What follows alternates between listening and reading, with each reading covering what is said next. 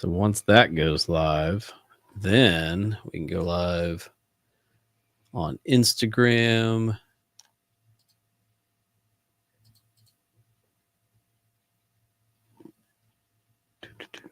There we go. All right. Instagram is live. And then all the Facebook stuff's live. So let's throw out the intro. Yeah. I gotta figure out how.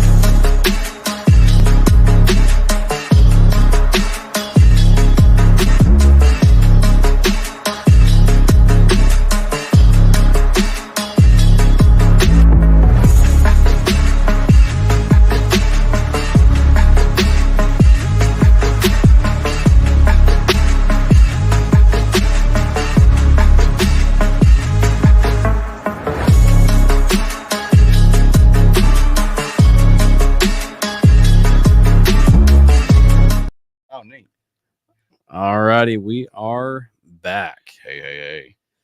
All right, so before anyone is here to witness this tragedy, regulators, roll out. I got it wrong. You heard me say it before the show. I did. And you I let move it happen. out. No. Are you kidding me? I'm not. What is it? Mount up. Mount up. Roll out. I mean, Keith had it playing for like all Saturday for you. I swear I heard roll out. No. Hey, did you know we're live? Yeah. It's telling me. Oh. I'm being told that we are live. Have you been getting a bunch more Facebook messages lately? Messages, like direct messages? No, like notifications. Like my phone has been blowing up the last couple of days of like you've been mentioned, and it's like the @followers. I don't understand. My personal Facebook page tells me when Project Tribute's page gets stuff. Yeah.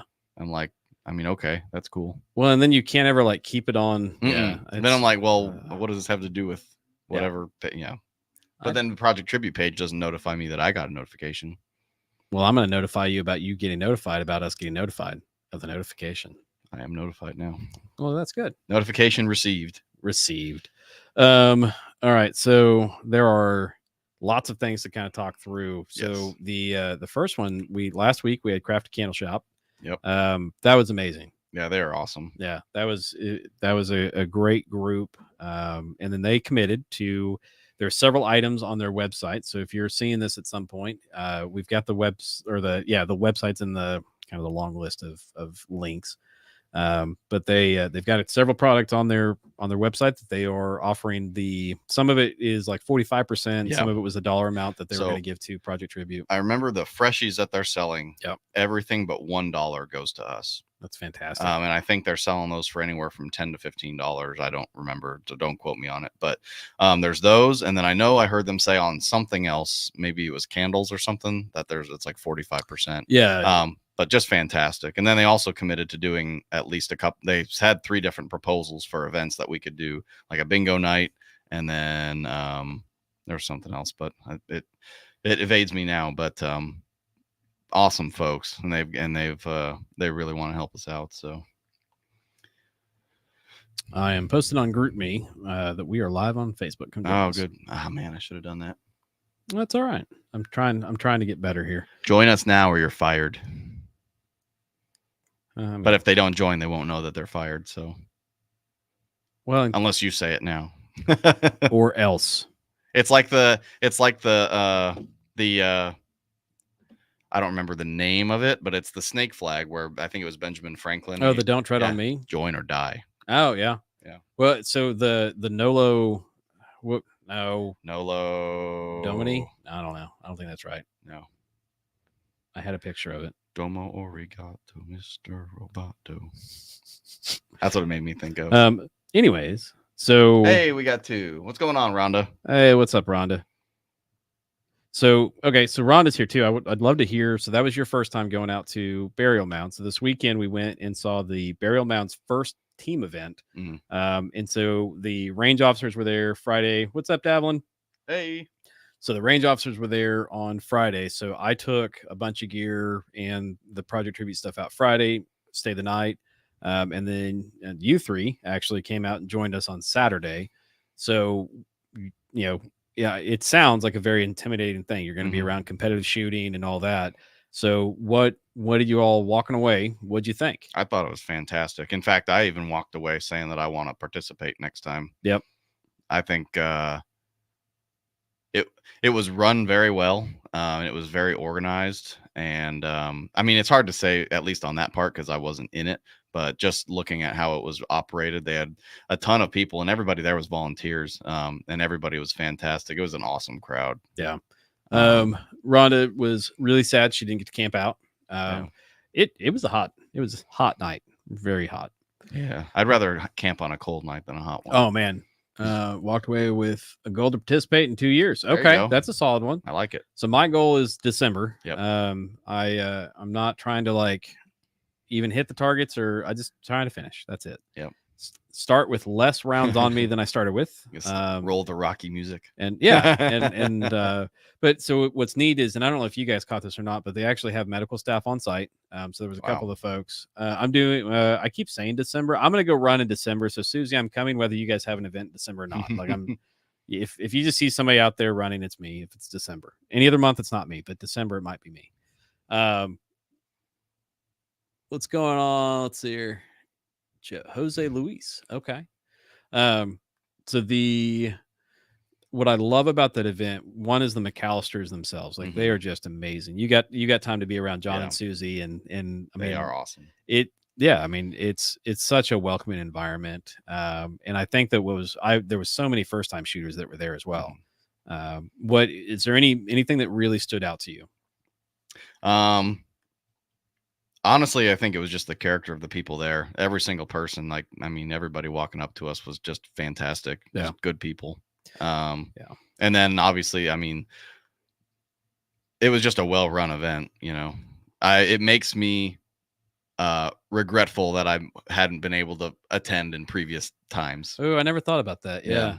I mean, because you and I have talked about it a couple times, and just the timing of it was very tough. Yep. So, Rhonda and Davlin, are there any big takeaways? You guys attended now. What stood out to me was the camaraderie. Yep. Absolutely. Yeah. My favorite one was the night vision. And I mean, some of these guys are wearing just the night vision on them is $10,000, $15,000. And if you walked up and said, "Hey, can I look through that?" Yeah, no problem. You want to wear the helmet? Okay, cool. And then you'll see them kind of talk through the gear and you know, even the night before the range officers, there was a couple competitors that came out and they were camping and they were asking, "Hey, do you have any tips?" Sure. I mean, it's just. And I mean, the other thing that you can't discredit either is just their, just with us being there, their dedication to first responders. Yeah. I mean, if you talk about how much money you raised last year, not to, you know, knock the event or anything, but last year, what didn't you say we made? What, $300? And this year we made just under 3,000. Yep. So yeah, just fantastic. It was absolutely. And you know, the other thing is that John and Susie they're one of our top donors for Project Tribute. Yep. So I need to, one of my goals this weekend is to go and list out the tiers on the website. Yep. But they're up there, top tier, 100%. Yeah. And then we had a couple other donors that came through, that, you know, we couldn't do it without them. So today, actually, I spent the funds and we bought all the gear for Bartlesville Ambulance. So fantastic. We've been kind of pushing, hey, we need help fundraising for this. And in that one event, we're able to put the mass casualty gear. So I reached out to Forrest and I submitted the payment for it today. It's actually $3,500 of gear that we've purchased, but that goes back to the transparency, but also we mean it when we say 100%. So we raised $3,000. We spent $3,500. It's a terrible business model. Terrible. But that's how we operate.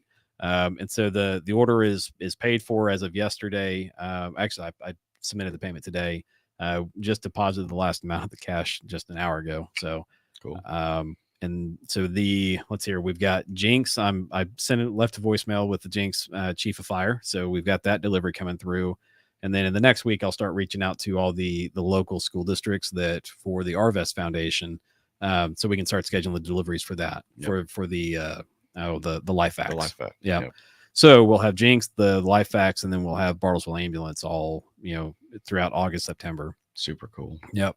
And then we brought in 15 bleed kits. Yep. So that was the other thing. I was gonna say that was the sweet thing too, is we sold out of all the bleed kits that we brought to the event. Every single one of them sold. Yeah, and the tourniquets too. I'm glad that I didn't buy any from you, because yeah, I wanted to, but I'm more glad that because I can go, and if anyone doesn't know, you can go on and you can use our affiliate link on our website to buy anything off of Refuge Medical.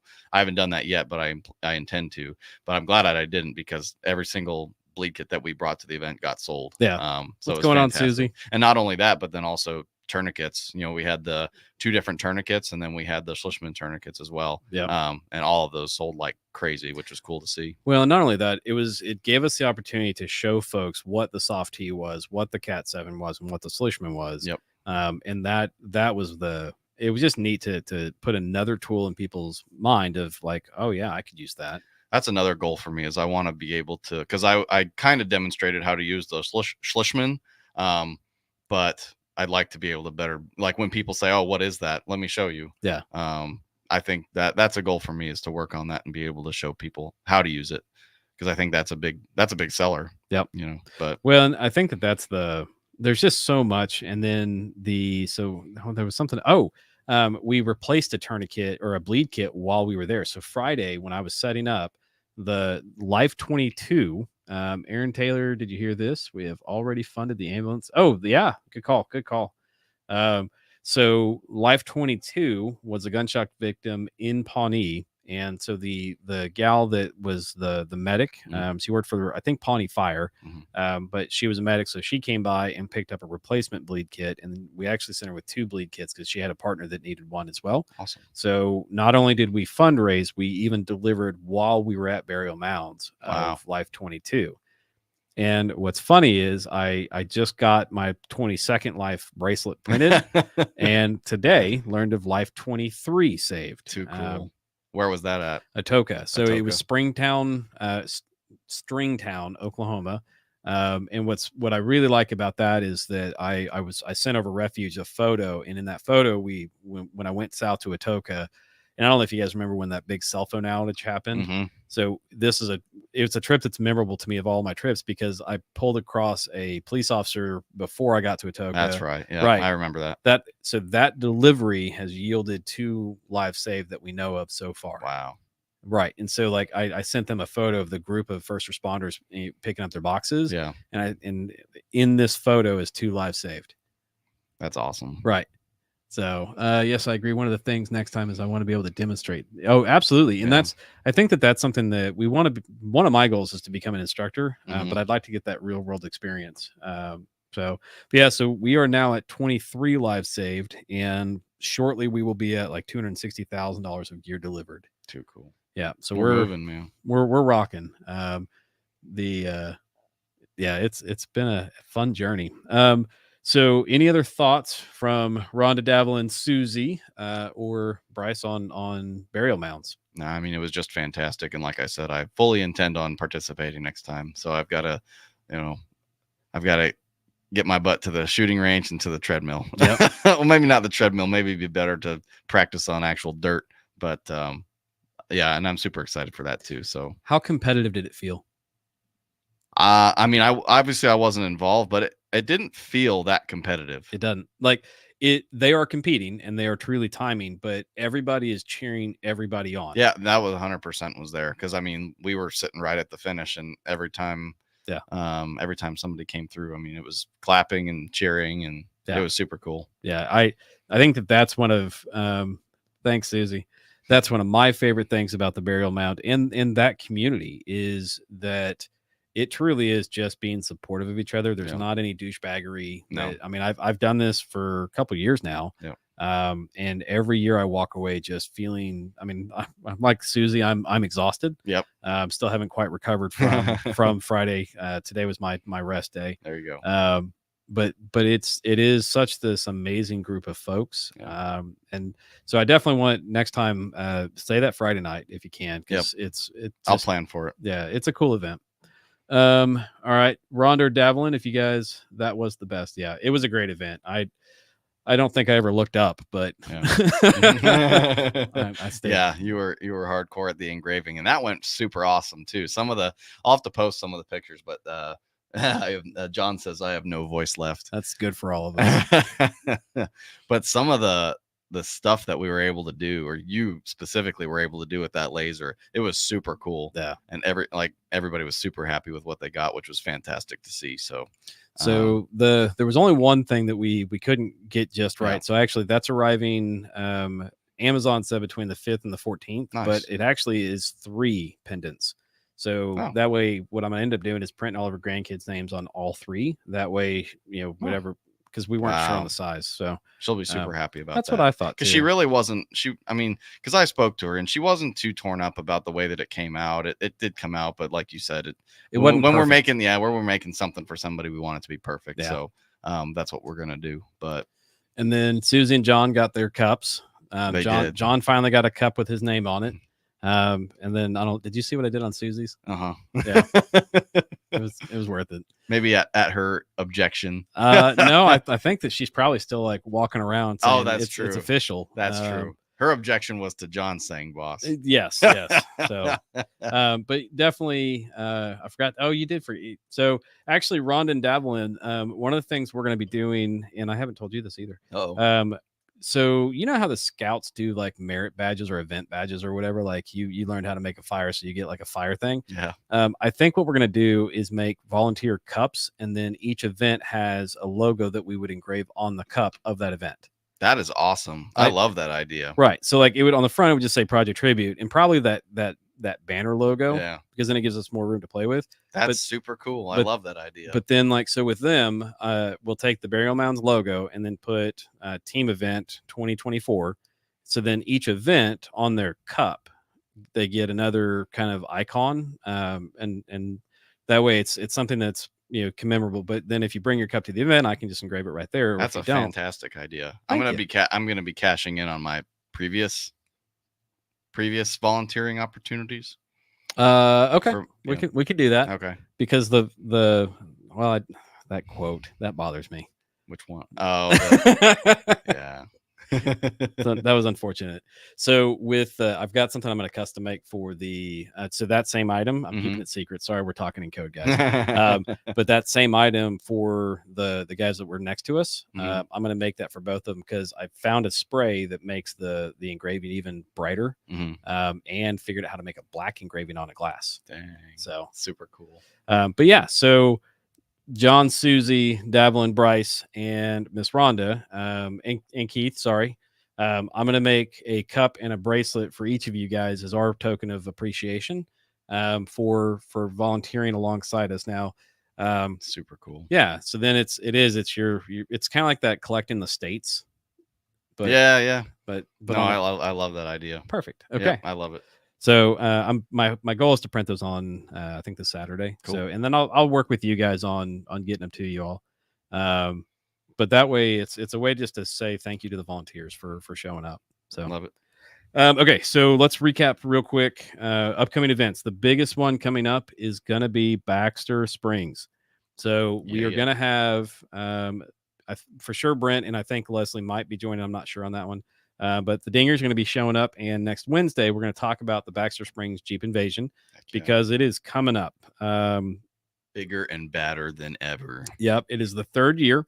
It's going to be in Baxter Springs, Kansas, which is just off from where the town or the movie Cars was kind of made for. It's a beautiful location. Oh yeah, I love it. The nice thing is that because through feedback it was really hot, and so this is only going to run from 5 p.m. to 10 p.m.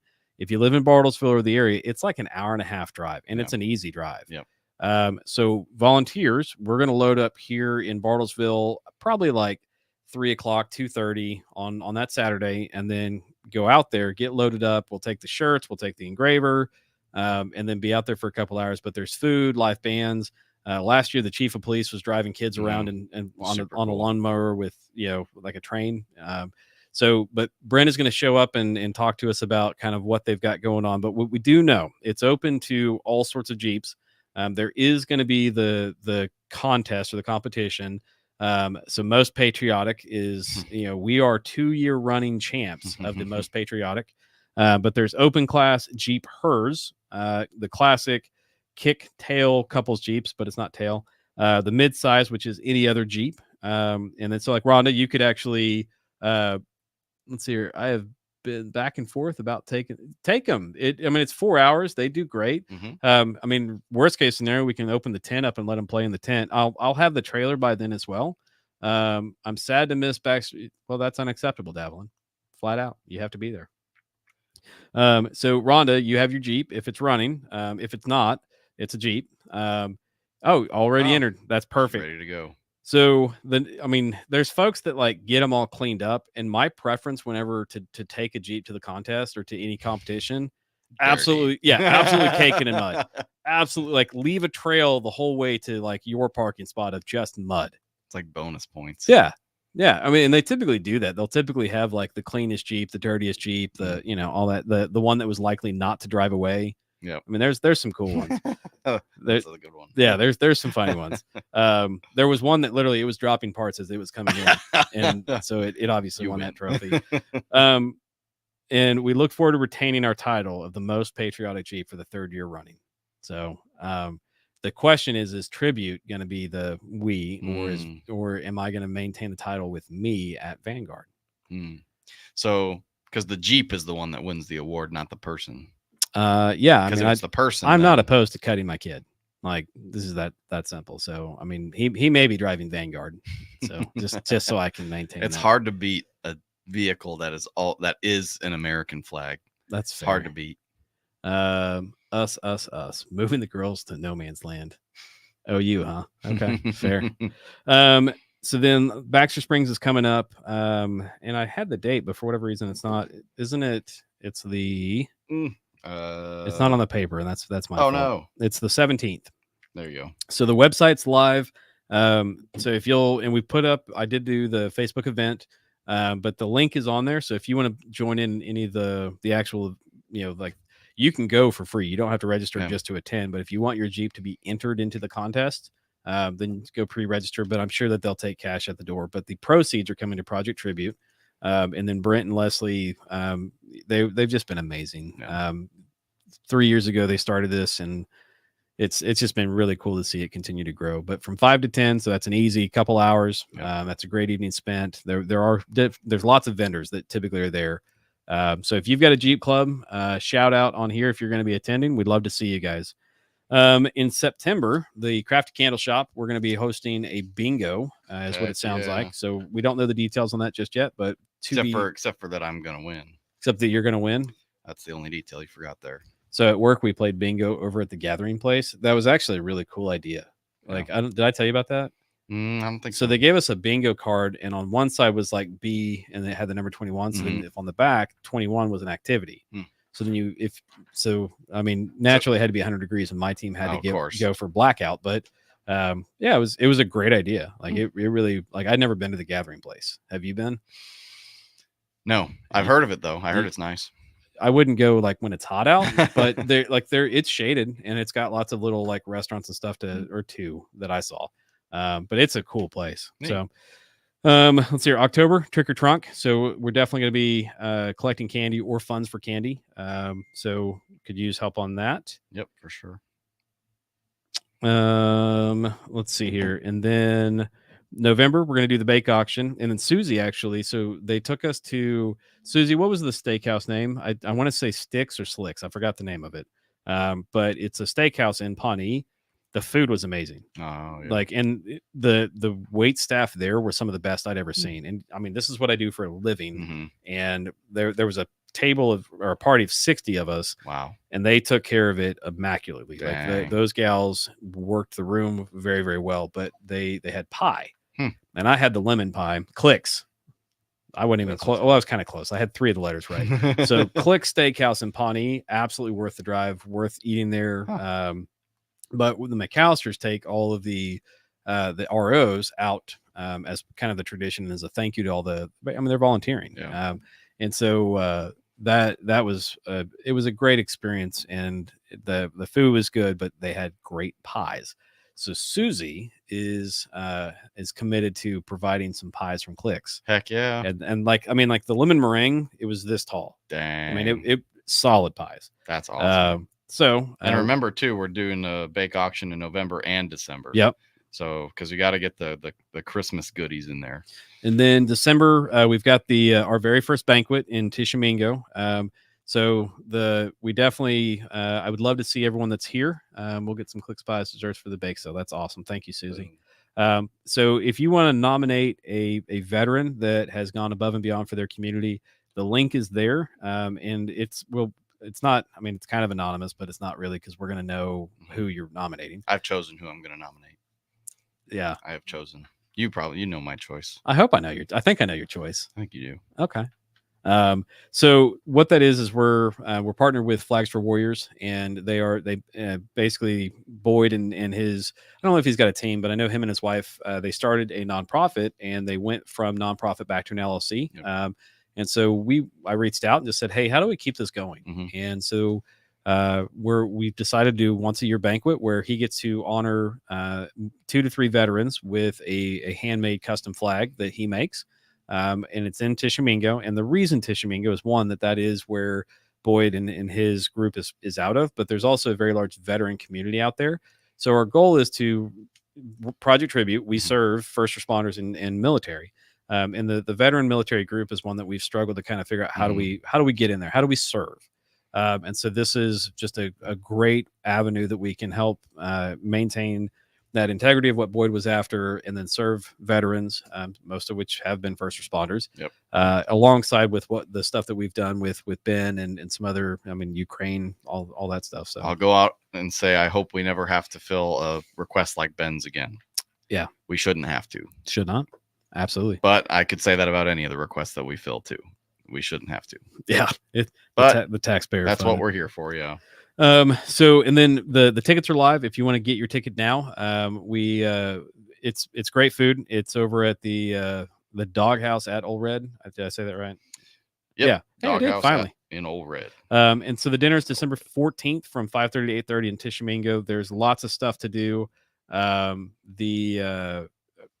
I mean, it's just really, there's not much to it. It's just, we're just trying to get folks together, honor a couple veterans, have a good evening, have some good food. Yep. I think I'll end up staying somewhere in that area. I think that there's a hotel right there. You and I need to take a day trip up there sometime, by the way. And then, as always, so I have it on here that the Bartlesville Ambulance is our current donation drive, but we fulfilled it. Yep. So I need to look at the next ones. It's a bunch of ballistic shields, which are very hard for us to fund. Yep. And so I don't know that we're going to skip it, but we may end up saying, kind of doing some dual, like we're trying to raise this much for ballistic shields, and here's the next bleed kiss request. Yep. So, but guys, through the Burial Mounds and John and Susie and several other donors, we were able to fund our next request and our oldest request. So now it's just a matter of the refuge team. They are getting the items ordered and built, and then they will be on hand. So too cool. I think that's it for this list. What else you got for the list? I know we are trying. We've been talking specifically. We talked with Davlin and Keith about getting a volunteer meeting together where we can, or training essentially, where we can go over, like reaching out to donors and that sort of thing. So we're working on trying to figure out the logistics of how we want to do that. But we plan on doing it, and I think it'll be a good opportunity not only to do that, but then also to show appreciation for our volunteers and everybody that shows up. So, well, and I've done such a crap job of asking for help and saying, "Hey, here's how you can help." And so, I mean, we couldn't have done this weekend or this last weekend without everyone that came. You were literally preoccupied with the laser the entire time. Yeah, there wasn't a minute that you weren't. No, I couldn't look up. No, flat out. Which. Good problem to have, right? Really, but at the same time, you can't do it without help. So. No, and same thing. If I want to compete in December, that's a really bad plan of mine. Yep. So we were talking. Was it September? For doing the meeting. Yeah, we kind of spitballed September. So we'll try to look and see and try to build up some kind of training regimen, something we can go over. Okay. But yeah, it's just the simple things of teaching folks about Project Tribute. If you're going to verbalize, here's the common questions we get asked, like why isn't it taxpayer funded? The common questions, reaching out to people. And I'll be honest, I'm not. I don't really discriminate when I reach out to people. I'll reach out to famous people. Yeah, I'll be in Dwayne Johnson's DMs. Hey, you got an extra 10 grand. You got an extra 50 grand you could spare. That's fine.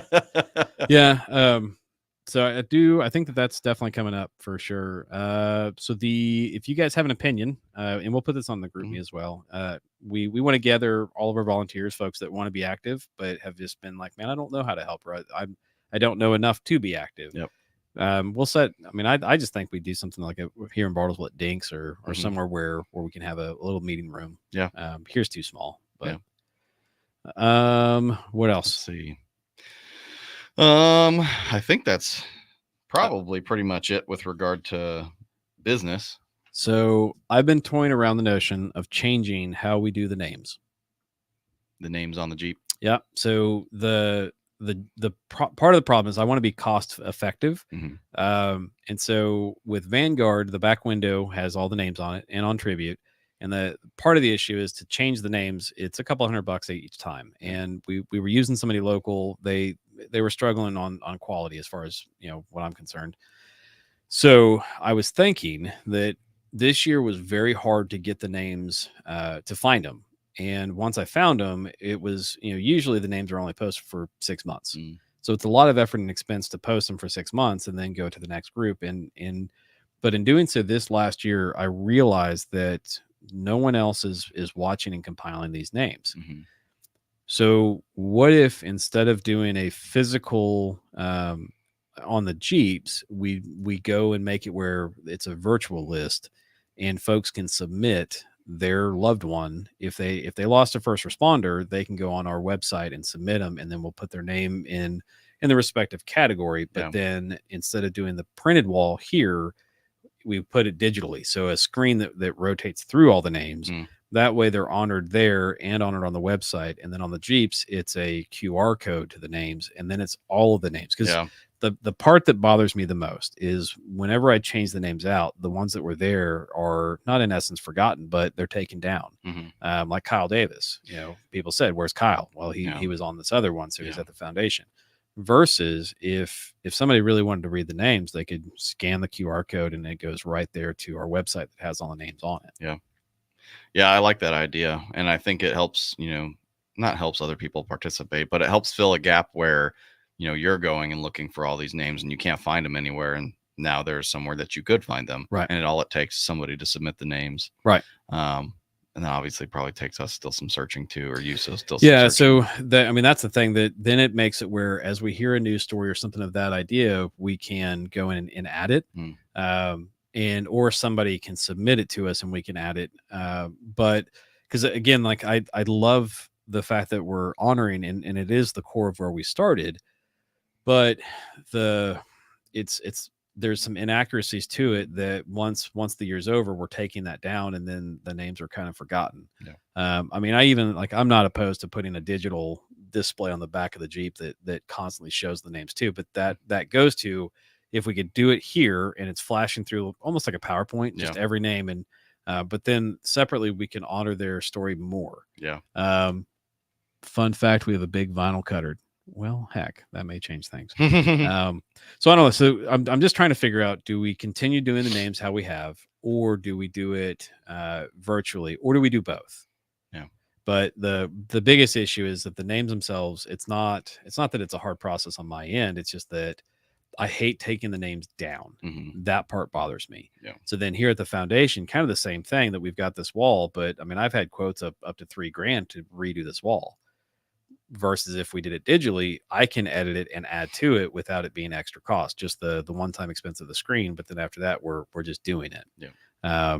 So I don't know. I think that there's some thought that we need to put behind this. So if you're with us and you see this now, or if you see it later, I want to figure out a better way that we can honor fallen heroes, but also all fallen heroes.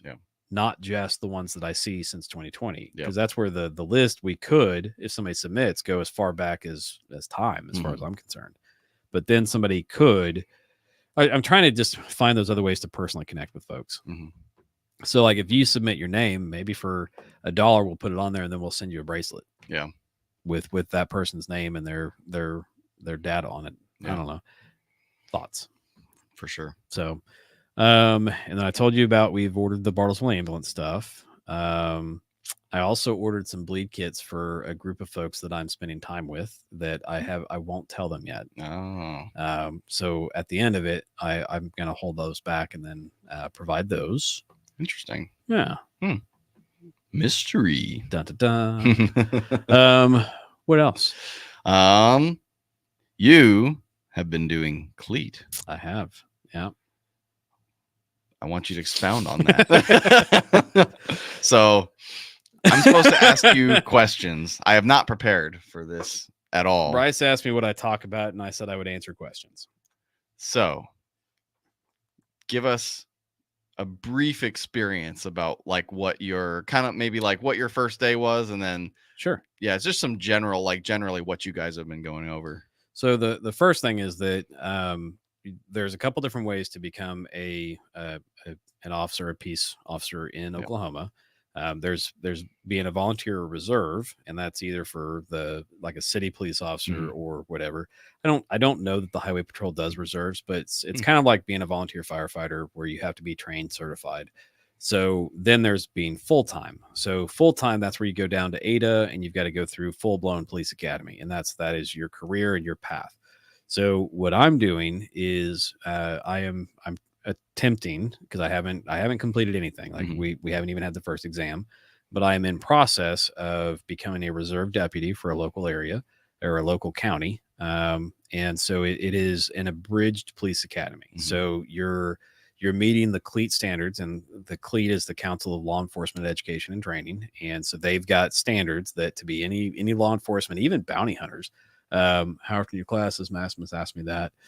3 days a week. And they run from, they run, it's 4 hours each class. And then there's a couple weekends where we do like the firearms training or driving and defensive tactics, that kind of stuff. Said bounty hunters take this class? So if you go on CLEAT's website, they it's not just police officers, but they do like bounty hunters and jailers. And so CLEAT, they govern all sorts of different agencies besides just policing. Interesting. So, so you're going through a standardized course that the state of Oklahoma says if you complete this, you can be then certified as a peace officer in the state of Oklahoma. And then they go through like the nuances of it. The only difference is that ours is a third the time that a full-time officer goes, because we're volunteers. So everyone in our class is volunteering to do this. And each department does it differently. So like some departments, you can only ride along with another officer. Some departments are, hey, go at it. So it depends on the policies, and policies change. So I don't know what that means. If I'm fortunate enough and I pass, then I don't know what kind of work I'll be doing at the end of the road. But one, I've got a pretty strong desire to serve.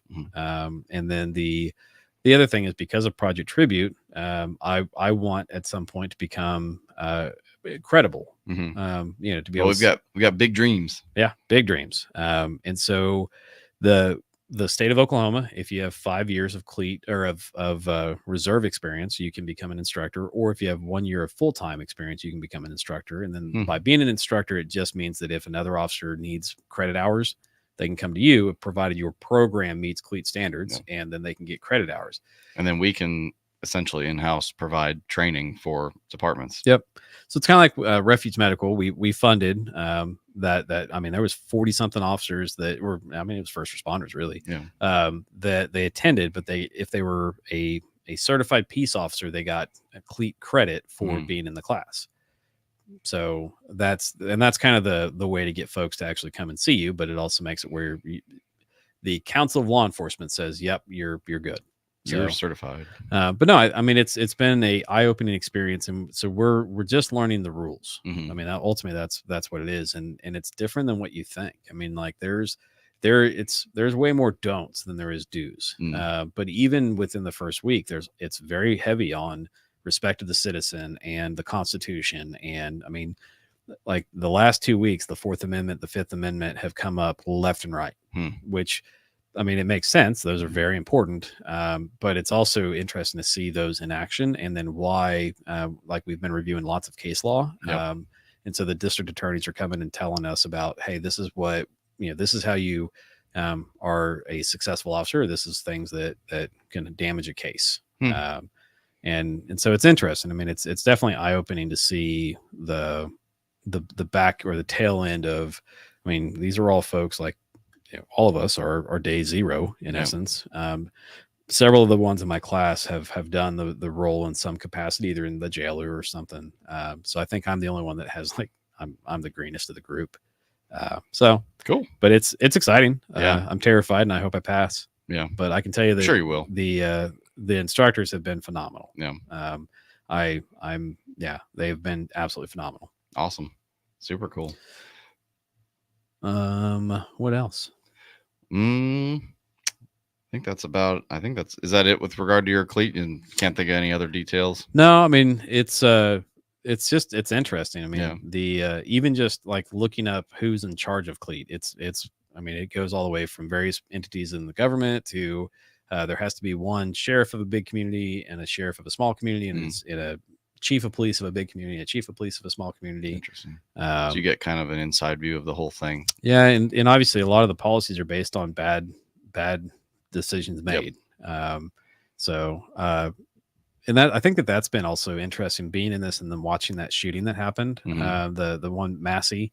Yeah, that's been fascinating of understanding from a little bit of a deeper sense the situation and going like, to me, I'm a big fan of de-escalation. I think that words can save lives, and just looking at that scenario going, why didn't you guys just step out? Like, you were called there by them. If you don't know what case we're talking about, we'd encourage you go Google it. Look it up. You'll find it. It's being armchair quarterback left and right, but and just looking at that officer's history has been pretty fascinating as well. But I think that just in society, we've lost the ability to have a conversation, and we've lost the ability to de-escalate with words versus immediately go into. Well, I think so much of that probably has to do with the culture that surrounds like social media, because when you're on social media, you can say whatever you want and you don't have to care you don't have to care about the effect that your words have. Right. And so when you get so accustomed to not caring about the effect your words have, you don't use them anymore. And I think that what's interesting is seeing, like, I've been watching this a lot of YouTube videos, but it's seeing what our DAs are kind of, and I would agree with one of ours locally. I'm going to ask you super nice the first time, and then I'm going to escalate a little bit, but I'm going to be nice but stern, and then I'm telling you. And so it is that the citizens have also become, I don't know, less knowledgeable, but more vocal. And so it's like, man, we've lost the ability to respect each other. Like if a police officer asks you for your identification, you have to provide it. Kind of. If there is a suspicion of breaking the law and all that, yes. In some states, some states you have to provide it. Some states you don't. Interesting. And it's a lot of the law is based on the totality of the circumstance.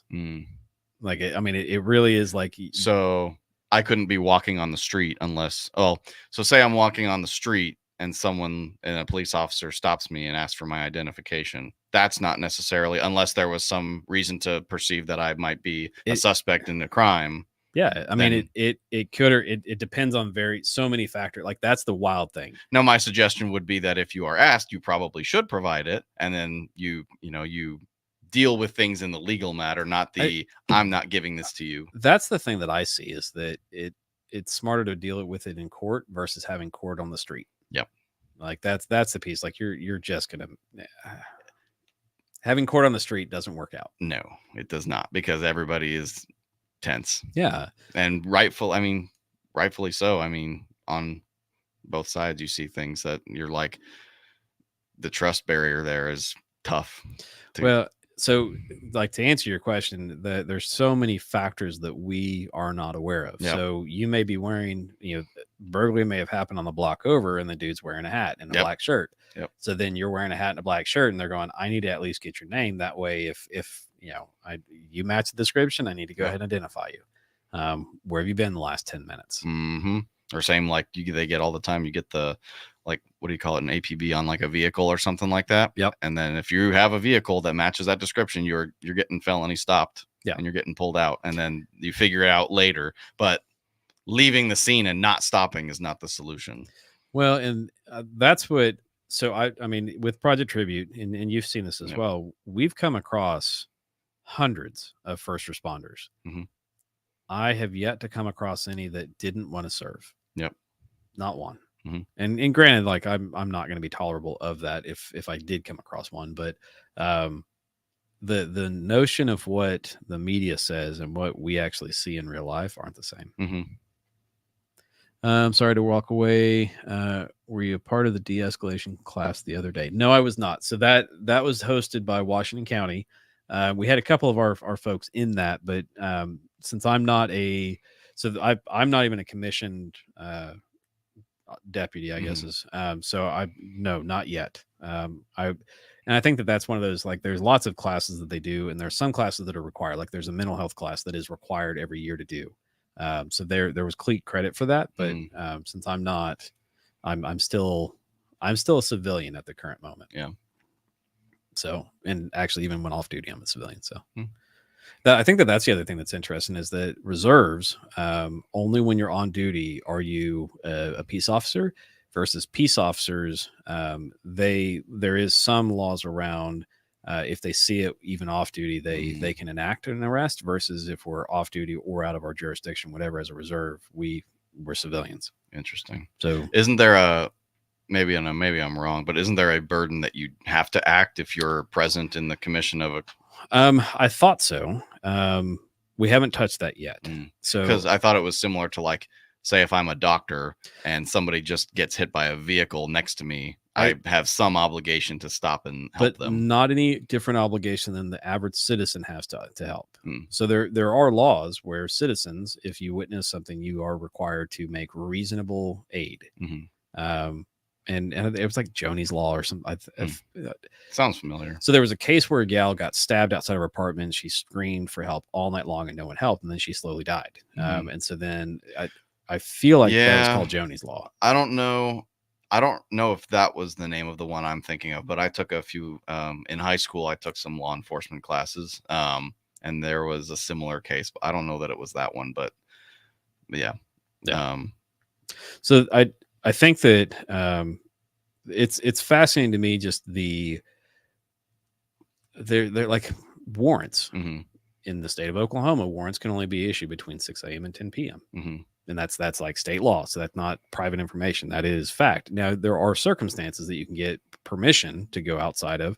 But the other thing is, a lot of the law is very much against no-knock warrants because of the threat to the civilians that could cause. So there's so much of the laws and policies that are, I mean, they're focused on the preservation of life and property and Constitution. Like all of this stuff is what's the best way to preserve life, constitutional rights, and property. Yeah. It's just not what people make it out to know. Well, and that was interesting. I'm kind of going back to what I just said, but when I took those law enforcement classes, I had an awesome teacher. His name was Mike Johnson, Mr. Johnson. But he would do, like, almost every day, we would do these scenarios where I'm a police officer and I'm pulling you over for whatever reason. And he, we'd do felony stops and do all this different stuff. And it really helped open your eyes to, like, the situations that officers are put in. Yeah. So, for example, you'd be pulling the teacher over, and you ask for his ID, and he goes to reach in his pocket and he pulls out a gun. Yep. Or alternatively, you're stopping them and they go to reach for their pocket and you're like, he's reaching and he's not listening to my commands, and you shoot them.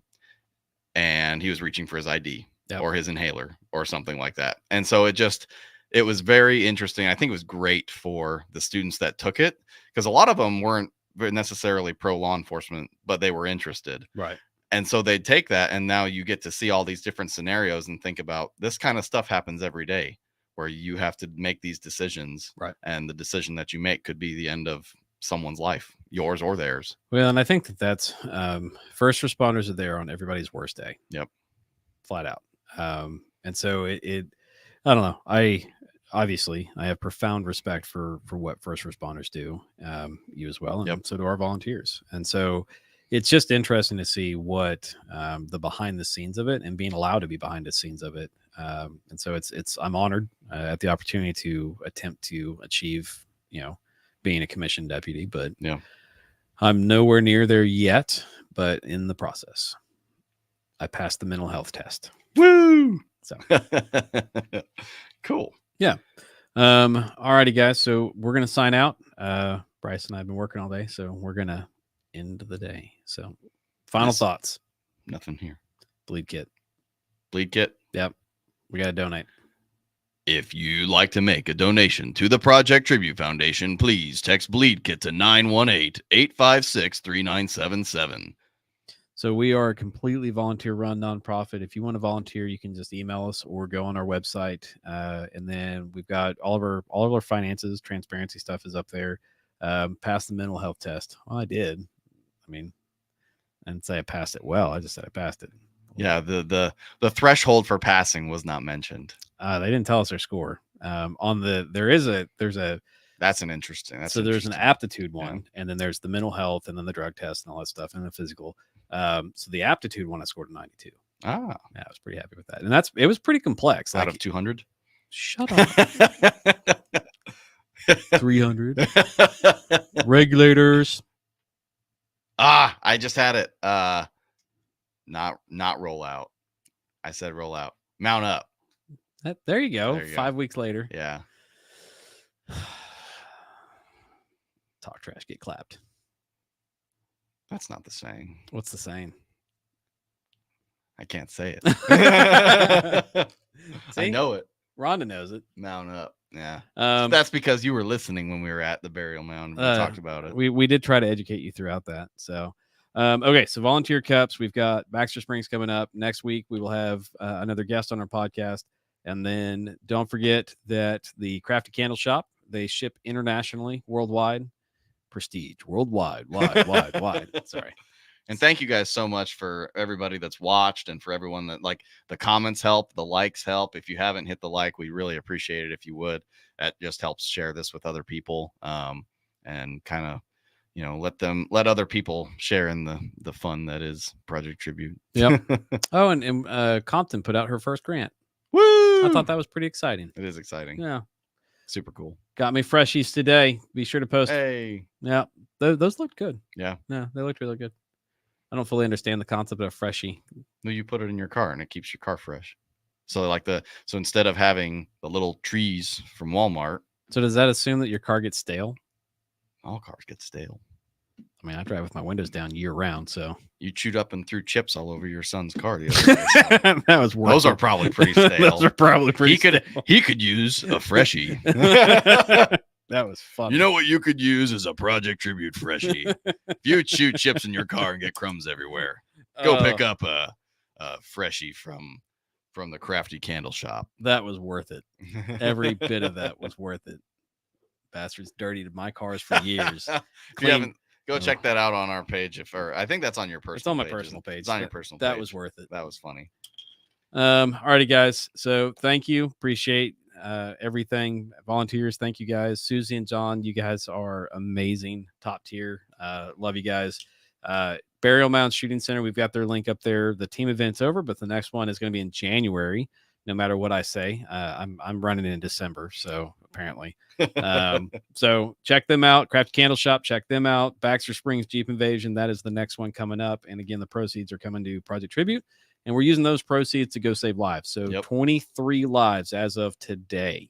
And that's what we do. All we do is we take the funds we raise and we put it into the hands of first responders through gear that can save lives. Yep. Your donations save lives. So throw it out there. Text that bleed kit to 918-856-3977. All righty. You guys have a good one. Susie, thank you. Have a great weekend. Get some rest. John, I hope that you gain your voice back. And just remember who's the boss. Project Tribute signing out. See you guys.